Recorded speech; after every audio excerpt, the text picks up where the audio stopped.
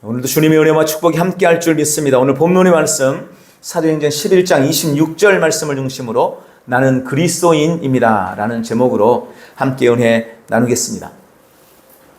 신약성경 마태복음에 보면 예수님께서 제자들을 데리고 가이사랴 빌립보라는 지역에 가게 되십니다. 그리고 그때 그 지역을 가시면서 불현듯 예수님께서 제자들에게 물으시는 거예요. 얘들아, 사람들이 나를 누구라고 하더냐?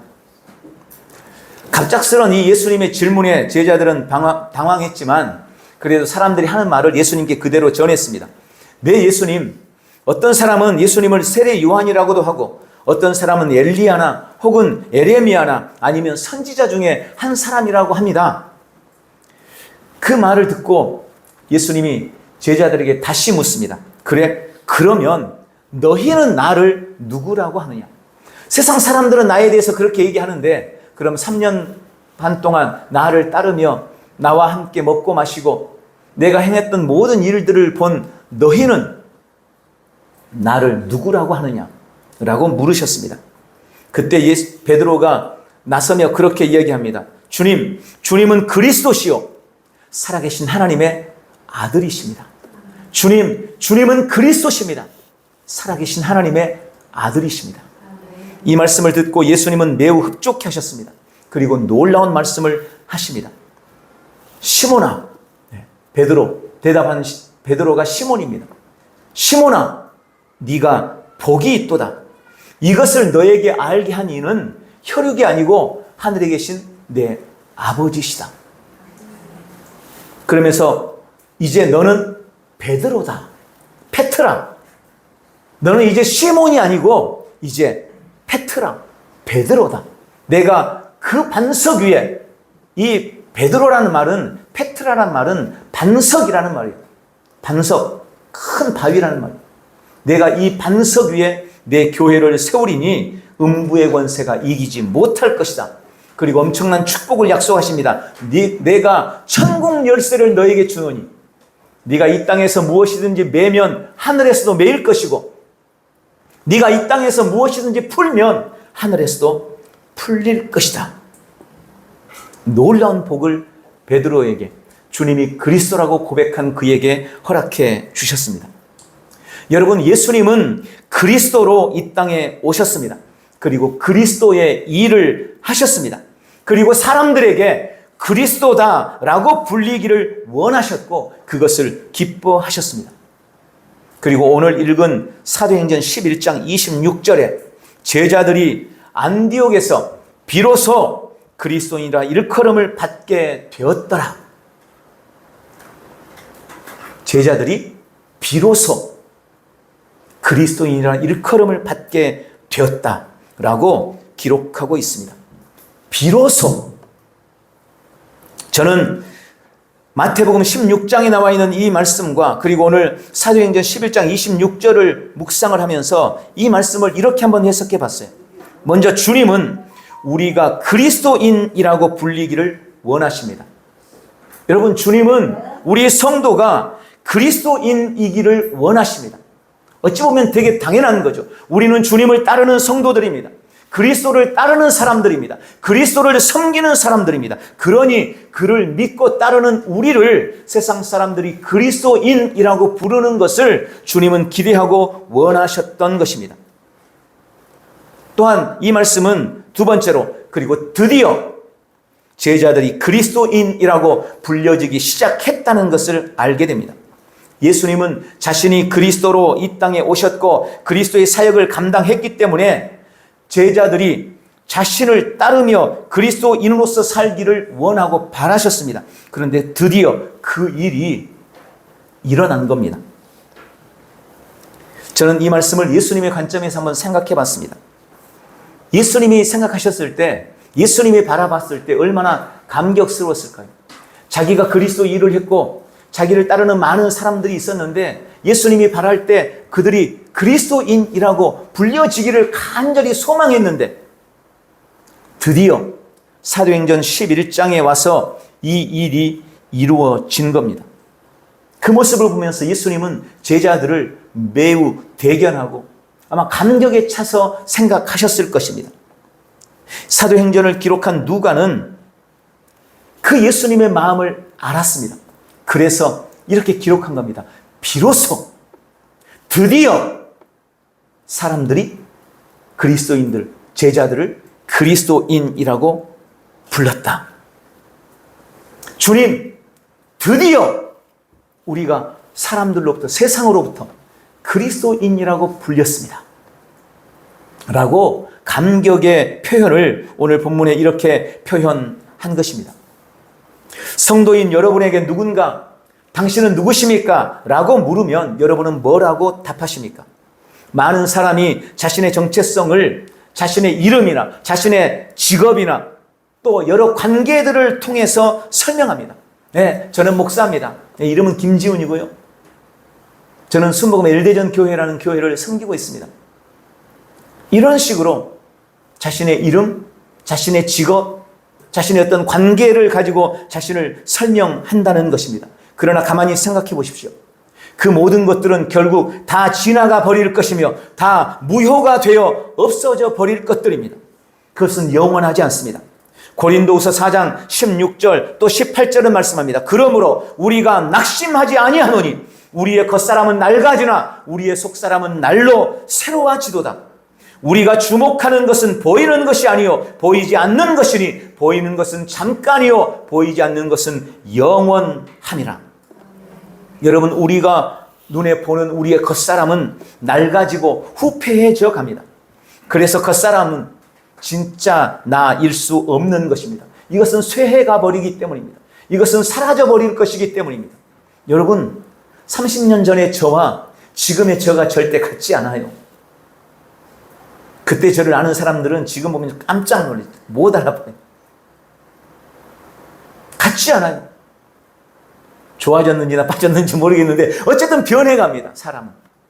우리의 겉사람은 그렇게 변해가고 성경은 그것이 쇠해가는 것이다. 후패해가는 것이다. 라고 말씀하고 있는 것입니다. 그런데 반대로 내 안에 날마다 새로워지고 있는 내가 있다는 겁니다. 그것이 바로 우리의 속사람입니다. 그것이 진짜 나고 그것은 영원하다고 성경은 말씀하고 있는 것입니다. 그런 의미에서 우리의 이름, 우리의 직업, 우리의 관계, 우리가 가진 것 등으로 나의 겉사람으로 진짜 나일 수 없고 그것들은 진짜 나일 수 없으며 그리스도인이라는 이 정체성이 나에게 영원히 남아있는 진짜 나라는 것을 믿으시기 바랍니다. 저는 오늘 사도행전 11장 26절에서 불렸던 이 그리스도인이라는 성도의 정체성에 대해서 조금 다른 면에서 묵상을 해 보았습니다. 첫 번째, 세상에게 있어서 그리스도인이란 누구인가 하는 것입니다. 세상 사람들, 자연인, 불신자들에게 있어서 그리스도인은 누구인가? 원래 이 그리스도인이라는 말을 처음 사용한 사람은 불신자들이에요. 세상 사람들이 이 그리스도인이라는 이름을 붙여준 겁니다. 그리고 이 말의 뜻은 그리스도를 따르는 사람들, 그리스도의 추종자라는 의미였습니다. 당시 사람들은 십자가에서 죽은 예수라는 사람을 따르고 그가 전한 도를 믿고 그를 신봉하는 사람들을 가리켜서 그리스도인이라고 불렀습니다. 저는 가만히 묵상해봤어요. 그 뉘앙스가 어땠을까? 와, 저 사람들은 그리스도를 따르는 사람들이야. 그리스도인이야. 이랬을까? 아니면 야, 저 지독한 놈들, 저 놈들은 다 그리스도인. 그리스도를 따르더니 저렇게 된 거야. 이랬을까? 아마 둘 다 있었을 거예요. 성경에 보면 어떤 사람들은 그리스도인들을 칭송했다 이렇게 됐어요. 그런 사람들이 봤을 때 야, 저 그리스도인들, 저 사람은 그리스도를 따르더니 저렇게 됐어.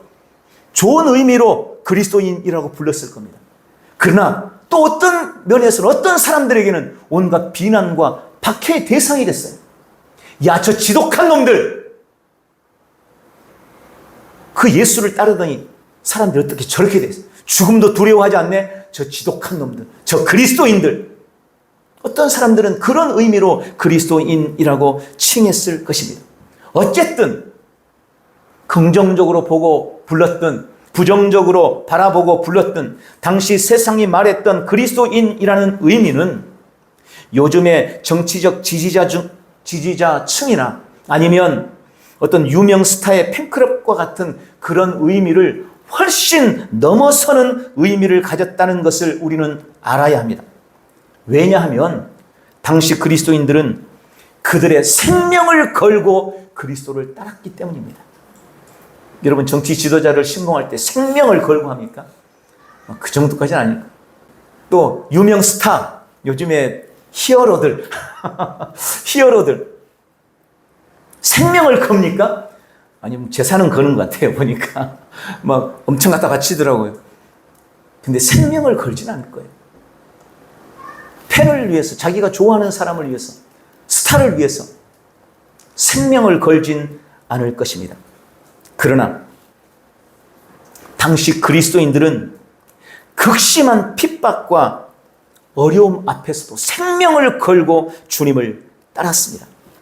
그리고 끝끝내 그들은 그들의 목숨을 그리스도를 위해 내어놓았습니다. 그렇게 손해를 보고 박해와 핍박을 당하면서도 끝까지 그리스도를 따르기로 결단했던 사람들, 그런 그들을 보면서 세상은 그리스도인이라고 지칭했던 것입니다. 그에 비해 요즘 우리는 어떻습니까? 나는 나의 삶의 자리에서 그리스도를 따르는 사람으로서의 나의 정체성을 드러내고 삶을 살고 계십니까? 그때 그리스도인들이 자신의 손해와 핍박과 온갖 박해를 감내하면서도 그리스도인으로서의 자신의 정체성을 드러내며 그렇게 살았는데, 지금 우리는 그리스도인이라는 우리의 정체성을 위해 무엇을 희생하고 계십니까? 어떤 박해와 어떤 어려움을 감내하고 계십니까?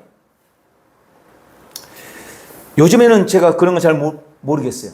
얼마 전까지는 이 인터넷상에서 개독교, 개독 이런 말이 엄청나게 많았어요. 소위 그리스도인들, 교회 다니는 사람, 기독교인들을 가리켜서 비아냥거리고 비난하는 말로 개독이다 이렇게 표현을 한 거죠. 제가 청년 때, 제가 젊었을 때도, 어렸을 때도 그런 비슷한 단어들이 많이 있었어요. 학교에서도 군대에서도 교회 다니는 사람들을 이렇게 나쁘게 지칭하는 단어들이 있었습니다. 지금 생각나는 단어는 환자라는 단어예요. 환자. 학교에서도 야, 쟤는 환자야. 군대 갔는데 야, 환자는 열애. 이런 식의 표현을 가지고 기독교인들을 비난하고 비방하고 핍박했었습니다. 그런데 제가 지금 가만 생각해 보면 저도 그런 말 엄청나게 많이 들었는데, 저는 그 말을 들으면서 사람들로부터 야, 쟤는 환자야. 야, 환자는 빼. 쟤는 환자이기 때문에 안 돼. 이런 말을 들으면서도 저는 그 말이 기분 나쁘지 않았던 것 같아요. 저는 그 말을 부끄럽게 생각하거나 그 말을 치욕적이라고 생각해 본 적이 단 한 번도 없었습니다. 대학 캠퍼스에서 기타를 치며 찬송을 하고 전도하던 것이 제 스스로에게도, 그리고 당시 다른 사람들에게도 그렇게 비난받는 일이 절대 아니었습니다. 그런데 물론 지금은 그에 비해서 세상이 너무나 완악해져 있는 것이 사실인 것 같습니다. 여러 가지 이유로 그리스도인들이 비난받고 있습니다. 그래서 많은 성도들이, 많은 그리스도인들이 삶의 자리에서 자신을 그리스도인이라고 나타내기를 꺼려하고 그것을 두려워합니다. 그러나 여러분, 그럼에도 불구하고 우리는 우리의 삶의 자리에서 그리스도인이라는 우리의 정체성을 분명히 드러내는 그런 삶을 살아야 하는 것입니다. 삶의 자리에서 여러분은 그리스도의 추종자로서의 삶을 살아내시기를 주님의 이름으로 축원합니다. 세상이 뭐라고 하든, 그들이 뭐라고 부르든, 나는 그리스도를 따르는 사람, 나는 그리스도인이라는 이 정체성에 자부심을 가지고 그런 정체성을 나타내는 복되고 귀한 성도들이 되시기를 주님의 이름으로 축원합니다. 두 번째로, 그럼 성도인 우리 자신에게 있어서 그리스도인이란 누구일까요? 예수님을 믿고 구원받은 우리, 그리스도 안에서 거듭난 우리에게 그리스도인이란 어떤 의미일까요? 저는 두 가지로 묵상했습니다. 첫 번째, 내가 그리스도 안에서 살고 있음을 믿는 사람이 바로 그리스도인인 것입니다. 내가 그리스도 안에서 살고 있는 사람. 에베소서 1장 4절, 곧 창세전에 그리스도 안에서 우리를 택하사 우리로 사랑 안에서 그 앞에 거룩하고 흠이 없게 하시려고. 에베소서 1장 7절, 우리는 그리스도 안에서 그의 은혜의 풍성함을 따라 그의 피로 말미암아 속량 곧 죄사함을 받았느니라. 여기 그리스도 안에서, 그리스도 안에서 이렇게 표현하고 있습니다. 여러분, 우리는 하나님께서 그리스도 안에서 우리를 선택하셨고, 그리스도 안에서 우리 죄를 사해 주셨고, 그리스도 안에서 구원하셨고, 그리스도 안에서 영광스럽게 했고, 그리스도 안에서 우리에게 능력을 주셨고, 그리스도 안에서 탁월하게 했고, 그리스도 안에서 영향력을 미치게 만들었다는 것을 기억해야 합니다. 여러분, 그 모든 일들은 다 그리스도 안에서 이루어진 일입니다. 그리스도인은 그리스도 안에 있는 사람입니다. 그래서 우리는 이것을 우리의 삶에서 매일 고백해야 하는 것입니다. 나는 그리스도 안에 있습니다. 나는 그리스도 안에 감추어져 있습니다. 그리스도가 나의 집이고, 그리스도가 나의 신분이고, 그리스도가 나의 위치입니다. 이것이 그리스도인으로서의 우리의 의미인 겁니다. 내가 그리스도 안에 있음을 깨닫고 그렇게 고백하며 살아가는 존재, 그것이 바로 그리스도인인 것입니다. 두 번째, 그리스도인은 그리스도가 내 안에 살고 있는 사람입니다. 이 반대인 거죠. 그리스도가 내 안에 살고 있다는 겁니다. 조금 전에는 내가 그리스도 안에 살았는데 이제 그리스도가 내 안에 산다는 겁니다. 갈라디아서 2장 20절, 내가 그리스도와 함께 십자가에 못 박혔나니 그런즉 이제는 내가 사는 것이 아니요 오직 내 안에 그리스도께서 사시는 것이다. 내 안에 그리스도께서 사십니다. 그럼 원래 내 안에 있던 나는요, 성경은 나의 옛사람은 그리스도와 함께 십자가에 못 박혔다라고 말씀합니다. 내가 그리스도와 함께 십자가에 못 박혔나니, 못 박혔다는 말은 무슨 말이에요? 십자가에 못 박혀가지고 살 수 있습니까? 죽었다는 말이에요. 나는 그리스도와 함께 십자가에 못 박혀서 이미 죽었습니다. 예전에 옛사람에게 속해 있던 나의 모든 것은 십자가에서 다 끝났습니다. 그래서 이제는 내가 사는 것이 아니고 내 안에 그리스도가 사시는 것입니다. 그것이 바로 그리스도인이라는 것입니다. 그런데 많은 성도들이 이 의미를 단지 예수님과의 어떤 동거 정도로 생각합니다. 그래서 감각적으로 나에게 좋고 나의 이해타산에 맞을 때는 내 안에 계신 주님을 인정하고 그분이 하자는 대로 맡기고 의지해요. 그런데 그렇지 않을 때는 여지없이 주님을 내 인생에서 배제시켜버립니다. 주님, 죄송하지만 좀 방에 들어가 계세요. 지금은 내가 중요한 술 친구를 만나야 되니까 잠시 방에 좀 계세요. 내가 지금은 좀 나가서 좀 놀아야겠으니까 좀 방에 좀 계세요. 그런 식으로 예수 그리스도를 생각하고 있다는 것입니다. 그러나 그리스도께서 내 안에 산다는 이 의미는 그리스도가 나의 생명이 되셨고 그분이 나의 전부가 되셨다는 의미입니다. 그분이 나의 구원이시고 그분이 나의 의로움이시며 그분이 나의 능력이라는 의미입니다. 그리스도가 나의 모든 것이다. 이것이 바로 그리스도가 내 안에 사신다는 의미인 것입니다. 그래서 내가 사는 게 아니고 그래서 주님이 사시는 것입니다.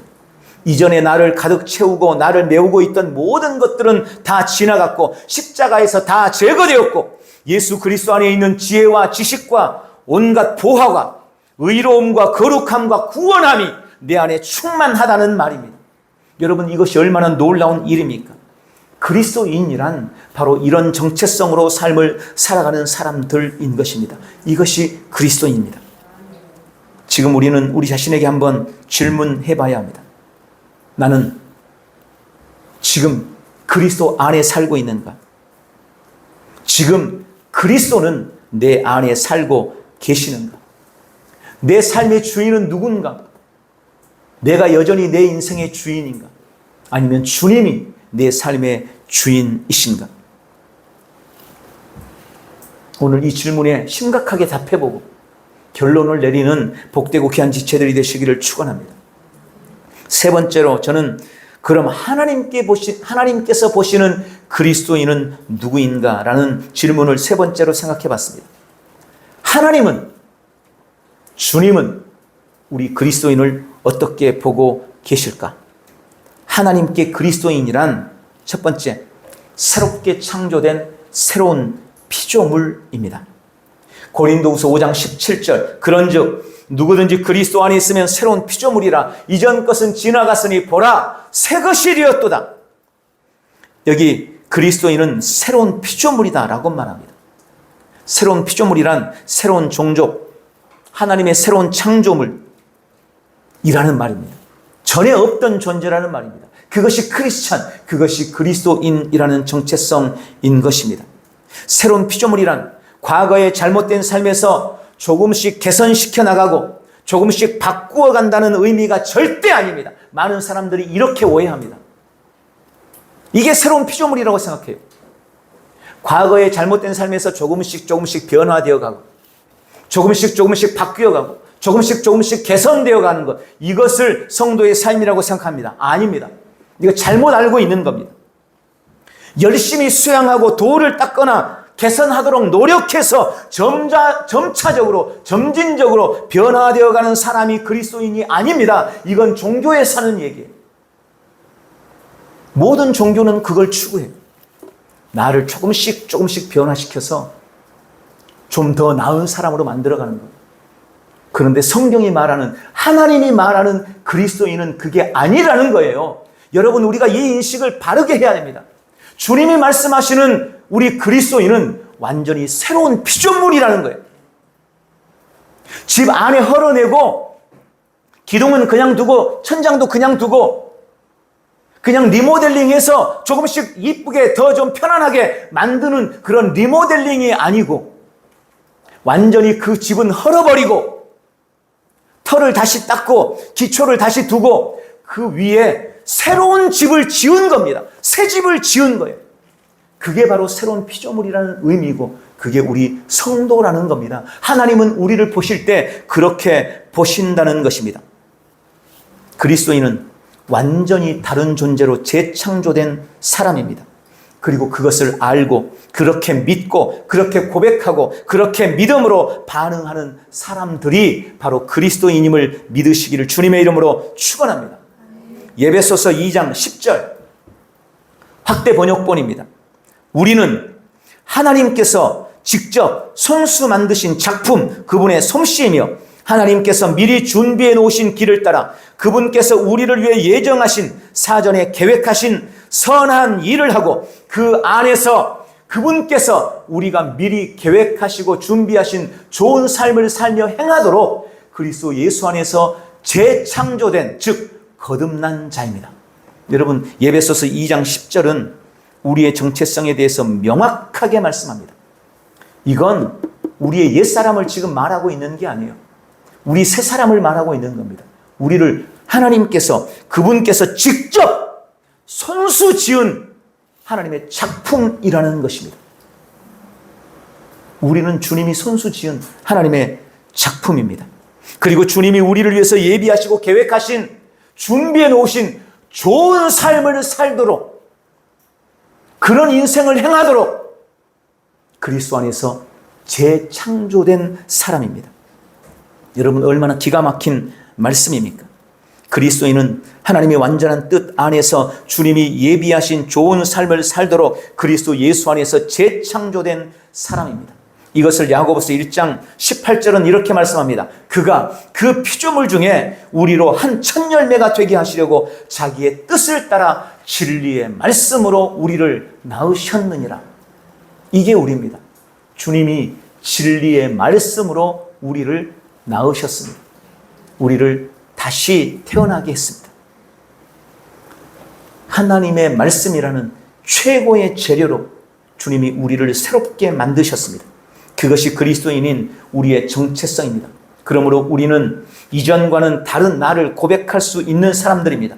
우리는 매 순간 새로운 나를 고백할 수 있는 사람들입니다. 매일 이전과는 상관없는 나를 주장하고 새로운 피조물로서의 나를 고백할 수 있는 사람들인 것입니다.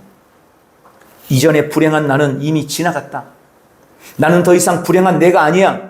이전에 잘못된 습관은 더 이상 나와 상관이 없다. 이전에 나의 모든 기질도 더 이상 나를 주장하지 못해. 지난 상처가 더 이상 나를 만질 수 없어. 내가 어렸을 때 받았던 고통과 아픔이 지금 나를 지배할 수 없다. 왜? 나는 그리스도 안에서 새로운 피조물이니까. 나는 이미 새로워졌다.